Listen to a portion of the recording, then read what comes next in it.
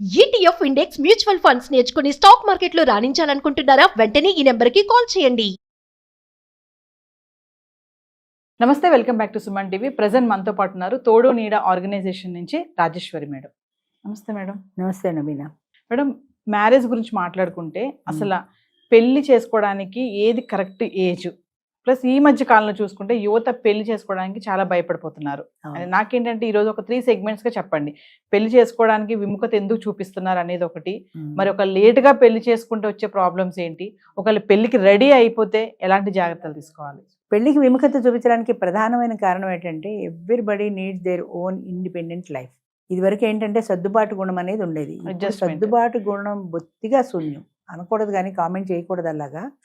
అంటే ఇప్పుడు భార్యాభర్త కలిసి జీవించడంలో ఒక అడ్జస్ట్మెంట్ ఉండేది. ఒక్కొక్కసారి భర్త మాట నెగ్గితే ఈవిడ తగ్గాల్సి వస్తుంది, ఒక్కొక్కసారి ఈమె మాట ఆయన తగ్గాల్సి వస్తుంది. నేను తగ్గేదే లేదు అనేది ఏదో సినిమాలో చెప్పినట్టు నేను తగ్గేదే లేదు అంటే సంసారం నడవదు కదా. అంచేత ఈ గొడవలు ఎందుకు, నా దారి నేను ఇండిపెండెంట్గా ఉంటే హాయిగా వెళ్ళిపోతుంది కదా జీవితం. ఇంకొకళ్ళతో నాకు పోటీ ఎందుకు? ఈ పోటీ విషయంలో ఈ ఒక భార్యాభర్తల విషయంలో కాదు, రూమ్మేట్ల విషయంలో కూడా ఉంది. ఇప్పుడు నేను తార్నాకాల వెళ్ళి తీసుకున్నాను. సీనియర్ సిటిజన్స్ పెళ్లి చేసుకోవడం ఇష్టం లేని వాళ్ళు 4 ఆడవాళ్ళు కలిసి ఉండొచ్చు, లేదా 4 మగవాళ్ళు కలిసి ఉండొచ్చు. ఇల్లు ఫర్నిచర్ అన్నీ ఉన్నాయి, వంట మనిషి పని మనిషిని పెట్టుకుని ఖర్చులు షేర్ చేసుకోవచ్చు. అంటే 3 సంవత్సరాలు 4 సంవత్సరాలు పెట్టాను, ఒక్కళ్ళు రాలా. ఎందుకు రాలేదు? ఒంటరిగా ఉండే బదులు ఎవరో ఒకరు తోడు, ఇంకొక లేడీ తోడు ఉంటుంది కదా అంటే ఆమెతో పడదు నాకు. ఎందుకు పడదంటే ఏవో ఒక అభిప్రాయ భేదాలు వస్తాయి. వచ్చినా నీ దోస్తేం కాదు, నీ హస్బెండ్ కాదు, ఫ్రెండే కదా. వస్తే ఎవరి అభిప్రాయం వాళ్ళకు ఉంటుంది కదా. అంటే అసలు అభిప్రాయ భేదాలు రావడం ఎందుకు, గొడవలు ఎందుకు? స్నానం దగ్గర, బాత్రూమ్ దగ్గర ఇంకోటో అభిప్రాయాలు కలవు. తర్వాత ఫోను పెద్ద కారణం. ఈ ఫోన్ మాట్లాడడం మొదలెట్టిన తర్వాత ప్రపంచంలో ఎవ్వరూ కూడా ఇంత చిన్న పిల్లలు కూడా చేతిలో ఫోన్లే. ఈ ఫోన్లు అలవాటు అయిపోయి రోడ్డు మీద ఇట్లా నడుస్తూ కూడా ఫోన్ చూసుకుంటూ నడుస్తారు. అదేదో అర్జెంట్ పక్కన ఆగి 1 నిమిషం చూసుకోవచ్చు కదా, అది 1 నిమిషంతో పోదు. ఇలా చూస్తూనే ఉంటారు, లిఫ్ట్ ఎక్కితే చూస్తూనే ఉంటారు. అంటే అసలు ఫోను లేకుండా మనిషి ఉండలేకపోతున్నారు. దానివల్ల ఫోన్ తోటే సగం జీవితం వెళ్ళిపోతుంది. ఫోన్లో వచ్చే యూట్యూబ్లో వచ్చేవి చూసుకుంటారు, లేకపోతే జోక్స్ చూసుకుంటారు, లేకపోతే ఫ్రెండ్తో మాట్లాడుకుంటారు. ఏదైనా ఫోన్లో మాట్లాడుకోవడమే బాగుంది, కానీ కలిసి ముఖతః ఇలా ఎదురుగా కూర్చొని మాట్లాడుకోవడం అంటే ఇష్టం ఉండట్లా. రెండోది ఏంటంటే, ఇప్పుడు ఇదివరకు బాయ్స్ హాస్టల్స్ వేరు, గర్ల్స్ హాస్టల్స్ వేరు ఉండేవి. ఇప్పుడు లివింగ్ రిలేషన్ హాస్టల్స్ కూడా వచ్చేసాయి. అంచేత పెళ్ళెందుకు, మనం కావాలన్న నాళ్ళు అంటే అందరినీ నేను అంటలే, తప్పుపట్టదు. అలా కొంతమంది అలా కావాలనుకున్న వాళ్ళు లివింగ్లోకి వెళ్ళిపోతున్నారు. మన అవసరాలు తీరిపోతున్నాయి అక్కడ. మన అవసరాలు తీరిపోయినప్పుడు పెళ్లి చేసుకున్నా ఇంతకంటే ఏముంది? పెళ్ళి అనేది ఒక బరువు, ఒక బాధ్యత, ఒక బైండింగ్ అన్న ధోరణి బాగా ఉంది యువతలో. అంటే ఈ పెళ్లి వల్ల ఈ బాదరబందీలు, ఈ బాధ్యతలు ఎందుకు? మనకు హాయిగా ఇలా ఉంటే పోతుంది కదా.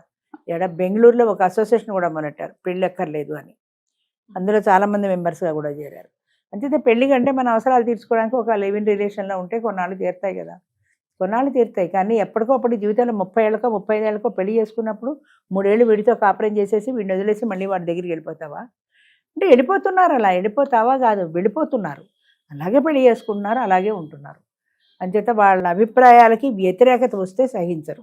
భార్యాభర్తలు కలిసి జీవించడం మొదలెట్టిన తర్వాత ఇల్లో ఫర్నిచరో టీవీయో, ఓ టీవీ ఉందనుకో, నేను ఫలానా కంపెనీ టీవీ కొందాం అనుకుంటున్నాను, ఈ టీవీ బాగుండదు, ఆ టీవీ కొందాం అక్కడ ఇద్దరికి క్లాష్. ఫోన్లో ఏ టీవీ అయితే అని ఎవరూ సర్దుకోరు అక్కడ. అంటే పెళ్లి చేసుకుంటే ఫ్రీడమ్ పోతుంది అని ప్రధాన కారణం. ఫ్రీడమ్ పోతుంది, కెరీర్ ఒకటి. నేను కెరీర్లో సెటిల్ అవ్వాలి. చదువు అయిపోయి ఉద్యోగంలోకి వచ్చిన అమ్మాయిని కూడా అడిగితే నాకు ప్రమోషన్ రావాలి, ఇంతకంటే పెద్ద ప్యాకేజీ కావాలి అంటే కోరికలకి లిమిట్ ఎక్కడ? ఏదో ఒక కోరిక ఉంటూనే ఉంటుంది, అది తీరితే ఇంకోటి ఉంటుంది, ఇంకోటి వస్తే ఇంకోటి ఉంటుంది. మరి కెరీర్ సెటిల్ అవ్వకుండా పెళ్లి చేసుకోలేరు కదా మేడం. ఎందుకు మరి? ఇదివరకు మా పెళ్ళిళ్ళన్నీ కెరీర్తో సంబంధం ముడిపడి ఉన్నాయా? మరి పెళ్ళి అయిన తర్వాత చదువుకున్న వాళ్ళు లేరా? పెళ్ళి అయిన తర్వాత ఉద్యోగాలు చేస్తున్న వాళ్ళు లేరా? పెళ్ళి కావాలి, ఉద్యోగం కావాలి, తర్వాత ప్యాకేజీలు. నా ప్యాకేజీ కంటే వాడి ప్యాకేజీ ఎక్కువ ఉండాలి, మళ్ళీ నా ప్యాకేజీ కంటే తక్కువ ఉంటే నాకు ఇన్సల్ట్. కాబట్టి నాకు 2 లక్షల ప్యాకేజీ ఉంటే వాడికి కనీసం 3 లక్షల ప్యాకేజీ ఉండాలి. పిల్లాడు బాగుండాలి, వాడికి 30 ఏళ్ళు దాటిపోయినా బట్టతాలు ఉండకూడదు, రింగులు జుట్టు ఉండాలి. ఈ కోరికలు తీరని కోరికలు కొన్ని. అలాగే మగవాళ్ళు కూడా అంతే. అమ్మాయి బాగా చదువుకున్నది అయి ఉండాలి, ఇంచుమించు ఇద్దరము ఒకే డిపార్ట్మెంట్లో పనిచేస్తే కలిసి కారులోనో మోటార్ సైకిల్ మీద వెళ్తే పెట్రోల్ కలిసి వస్తుంది. నా డిపార్ట్మెంట్ అయి ఉండాలి, మళ్ళీ నా బ్రాంచ్ అయి ఉండాలి, ఏదో ఒకటి పనికిరాదు. అలాగా ఆమె ఇన్ని అయ్యి మళ్ళీ నేను చెప్పినట్టు విని పడి ఉండాలి. ఆమె ఉద్యోగం చేసుకుని వచ్చి మళ్ళీ రాత్రికి ఇంటికి వచ్చి వంట చేయాలి. నేను ఖాళీగా ఉన్నా నేను చేయను, నేను మగాను కదా. అంచేత ఇలాంటివి కొన్ని కోరికలకి దీనికి పొత్తు కుదరటం లేదు. ఎస్. కెరీర్ ఇంపార్టెన్స్ పెరిగిపోయింది, కెరీర్ తర్వాతనే పెళ్ళి అని. సింగిల్ లైఫ్లో ఎక్కువ ఫ్రీడమ్ కావాలి అందరికీ. ఫ్రీడమ్ అన్నది సింగిల్ లైఫ్లో ఉంటుంది, కానీ ఇద్దరు కలిస్తే ఆ ఫ్రీడమ్ ఉండదని మ్యారేజ్లో ఉండట్లేదు, రూమ్మేట్తో ఉండట్లేదు, ఎవరితోటి ఉండట్లేదు. కోలివిన్ వచ్చిన తర్వాత ఇంకా అది కలిసి ఉన్ననాళ్ళు వాళ్ళతో ఉంటారు. కోలివిన్లో గొడవలు ఎందుకు రావంటే, కోలివిన్ అనేది ఒక పర్మనెంట్ రిలేషన్ కాదు. అందులో డిఫరెన్స్లు వస్తే విడిపోతే ఆమె ఇంకో బాయ్ ఫ్రెండ్ని చూసుకుంటుంది, ఈయన ఇంకో గర్ల్ ఫ్రెండ్ని చూసుకుంటాడు. అంతే ఆమె విడిపోతుందేమో అని ఈయన సర్దుకుంటాడు, ఈయన వెళ్ళిపోతాడేమో అని ఆవిడ సర్దుకుంటుంది. అక్కడికి వస్తే అడ్జస్ట్మెంట్లు ఉంటాయి, కానీ పర్మనెంట్ సొల్యూషన్ చూసుకోరు. అంచేత కోలివిన్లో కోరికలు తీరిపోవడం ఒకటి, ఇండిపెండెంట్గా ఉండడంలో ఆ స్వేచ్ఛ ఉంది అన్నది ఒకటి. తర్వాత ఏంటంటే ఈ ఫ్రెండ్షిప్ అనుకో, ఫ్రెండ్షిప్ అవని, బాయ్ ఫ్రెండ్ అవని, గర్ల్ ఫ్రెండ్ అని, ఎవరవని మా ఇష్టాలు అక్కడ తీరిపోతున్నప్పుడు వేరే పెళ్ళి అనే బాదరబందీ, అదొక బైండింగ్, ఇదొక బాధ్యత. ఈ బాధ్యత లేని ఫ్రీడమ్ ఉండే జీవితం కావాలి ప్రతి ఒక్కళ్ళకి. మరి ఇన్ కేస్ పెళ్లి లేట్గా చేసుకుంటే వచ్చే సమస్య, లేట్గా చేసుకుంటే సైంటిఫిక్గా వచ్చే సమస్యలు ఏంటంటే, లేట్ మ్యారేజీలో వాళ్ళకి పుట్టే పిల్లలకి మంచి సంతానం కలగరు అని డాక్టర్స్ కూడా చెప్తున్నారు. 30 ఏళ్ళు దాటిపోతే ఆ ఎగ్లో ఆ స్ట్రాంగ్ ఉండదు, అది వీక్ అయిపోతుంది. పుట్టే పిల్లలు బలహీనంగా పుడతారు. బలహీనంగా అంటే సన్నగా కాదు, ఏదో ఒక అనారోగ్యాలతో.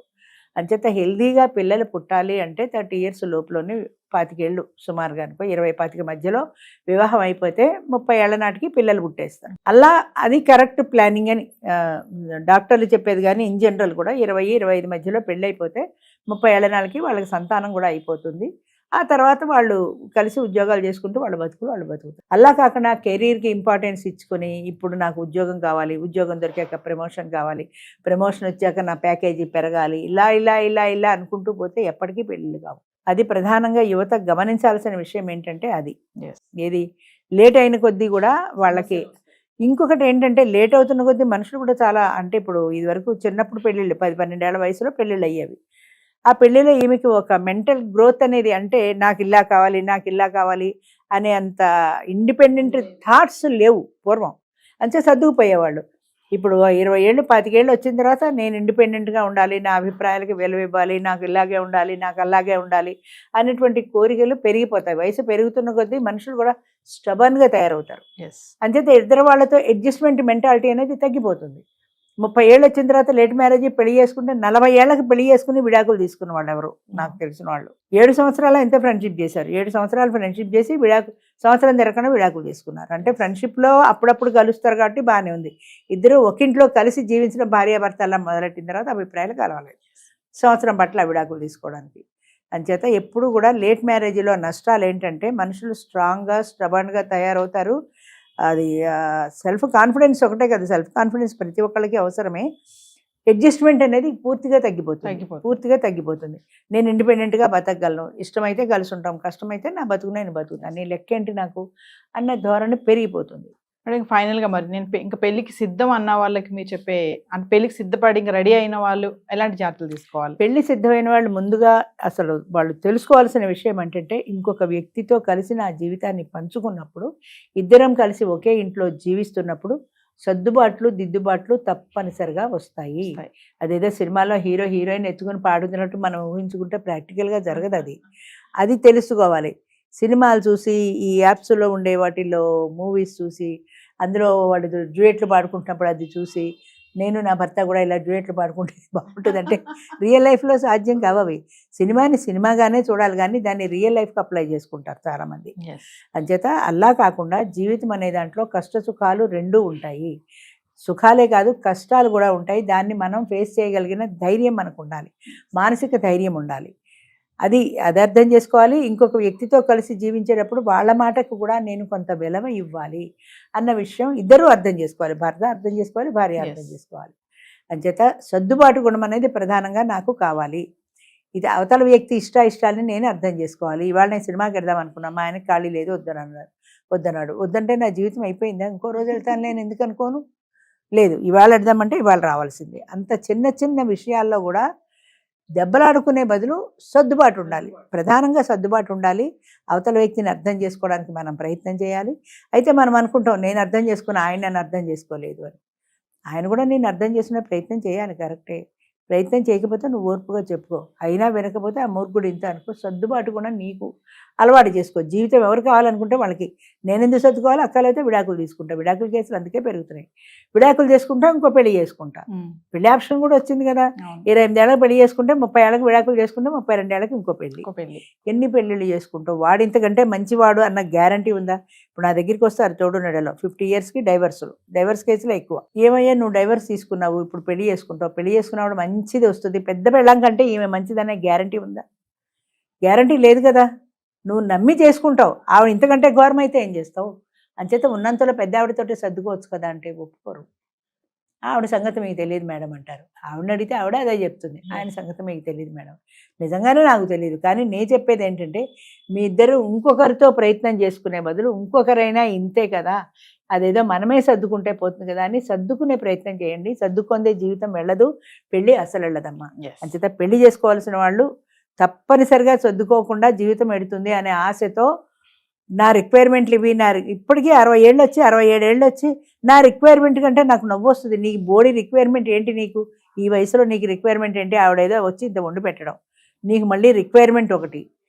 నా రిక్వైర్మెంట్కి తగినట్టు దొరకాలండి అంటారు. అది మన వయసు ఏంటి, మన ప్రయారిటీస్ ఏంటి అనేది మనం తెలుసుకోవాలి. నీ వయసుకి నీకు 60 ఏళ్ళ ఆవిడ వచ్చింది అనుకో, ఆవిడ ముసలిది అయిపోయింది. 40 ఏళ్ళ ఆవిడ వస్తుంది. నువ్వు ఆవిడని పోషించి ఆవిడ కోరికలు ఆవిడ తీర్చగలుగుతావా? నువ్వు నీకు 20,000 జీతం, 30,000 జీతం, 30,000 ఆటో వాడు సంపాదిస్తున్నాడు అని అడుగుతున్నారు మగాడు. ఎంతవరకు ఆవిడ కోరికలు నువ్వు తీర్చగలుగుతావు? 40 ఏళ్ళ ఆవిడకి చాలా కోరికలు ఉంటాయి. హోటల్కి వెళ్ళాలి, సినిమాలకు వెళ్ళాలి, షికార్కి వెళ్ళాలి. నీకు 60 ఏళ్ళు దాటిపోయాయి. 3 గంటలు కూర్చుంటే నడుము నొప్పి, హోటల్ పోయినం పడదు. మరి కేవలం నీ సేవ చేయడానికని ఎవరు ఈ రోజుల్లో రావటం లేదు. అదే అర్థం చేసుకోవాలి. అది అర్థం కాకుండా మితిమీరిన కోరికలు పెట్టుకుని నా రిక్వైర్మెంట్కి తగినట్టు అంటే ఎవ్వరికీ జరగదు. రిక్వైర్మెంట్కి తగినట్టు జీవితంలో సర్దుబాటు కావాలి. భార్యాభర్తలు అన్న తర్వాత అభిప్రాయ భేదాలు చాలా సహజంగా ఉంటాయి. దాన్ని సామరస్యంగా పరిష్కరించుకోవాలి. సర్దుబాటు లేకుండా జీవితం వెళ్ళదు అన్న ఫండమెంటల్ రూల్ మర్చిపోకూడదు పెళ్లి చేసుకోవాలనుకున్న వాళ్ళు. Thank you. మంచిదమ్మా.